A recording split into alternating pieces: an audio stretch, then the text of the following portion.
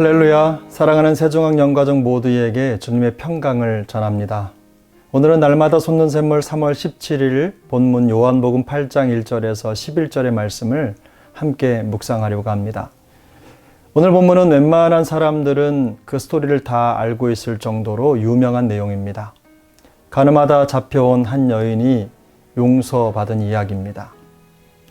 예수님은 잠시 감람산에 가셨다가 다시 성전에 들어가 백성들을 가르치셨습니다. 이때 바리새인들은 예수님이 계신 성전으로 가늠하다가 붙잡힌 여인을 데려다가 세웠습니다. 그리고 모세의 율법을 들먹이며 어떻게 재판할 것인지를 예수님께 물었습니다.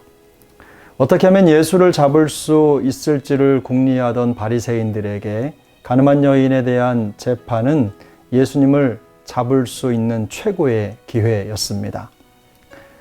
만일 예수님께서 그 여인을 돌로 쳐서 죽이라고 한다면 구원자로서의 역할에 손상을 입는 것뿐만 아니라 재판 없이 죄인을 처리하면 안 된다는 로마의 법을 어기게 되는 것입니다.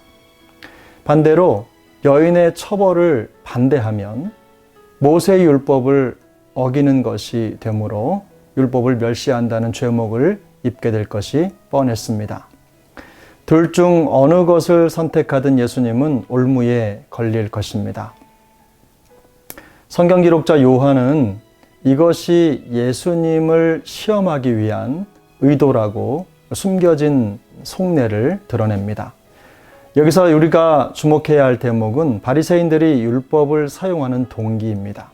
그들은 예수님을 고소하기 위해서 모세의 율법을 사용합니다.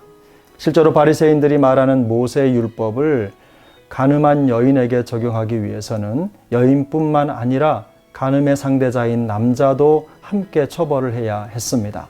또한 간음한 여인을 돌로 치라는 규정과 관련해서는 그 내용을 기록하고 있는 구약 성경 신명기나 레위기의 본문을 함께 봐야 하는데 그곳에는 그 처벌 규정을 명확하게 명시하고 있지 않습니다.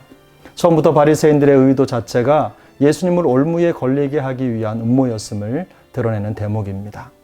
우리가 잘 알고 있는 대로 예수님은 너희 중에 죄 없는 자가 먼저 돌로 치라는 짧지만 명료한 진리의 말씀으로 정죄와 음모의 풍랑을 잠잠케 하십니다. 둘러싼 모든 정죄자들이 하나둘씩 자리를 떠나고 주님은 나도 너를 정죄하지 아니하노니 가서 다시는 죄를 범하지 말라고 말씀하십니다. 주님은 죽을 수밖에 없는 죄인의 생명을 다시 살리는 진정한 용서를 베풀어 주셨습니다.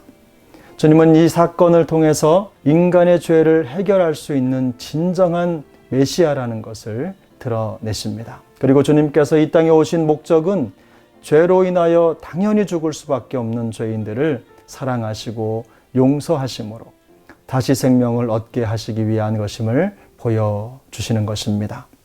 율법과 용서에 대하여 한두 가지 더 생각해 봐야 할 것이 있습니다. 첫 번째로 율법의 문제입니다. 오늘 본문에서 바리새인들은 율법을 이용하여 예수님을 시험하고 올무에 묶어 죽이려는 음모를 꾸몄습니다. 그러나 하나님의 율법의 목적은 1차적으로 다른 사람을 정죄하기 위한 것이 아닙니다. 하나님의 말씀과 진리가 보여주는 윤리적 기준도 마찬가지입니다. 모든 것들의 적용 대상은 최우선적으로 자기 자신이어야 합니다. 죄 없는 자가 먼저 돌로 치라는 예수님의 말씀은 바로 그것을 지적하고 있는 것입니다. 그리스도의 사랑으로 풍성한 교제의 기쁨이 있어야 할 교회가 메마르는 이유는 바로 이런 진리 적용의 원칙이 지켜지지 않기 때문입니다. 율법의 규례를 다른 사람이 아닌 자기 자신에게 적용했을 때 간음한 여인을 정죄할 수 있는 사람은 아무도 없었습니다. 두 번째, 용서의 문제입니다. 기본적으로 용서의 원칙은 내가 용서받은 것에 근거해서 다른 사람을 용서하는 것이며 또 하나님의 용서 원칙이 적용되어야 한다는 것입니다.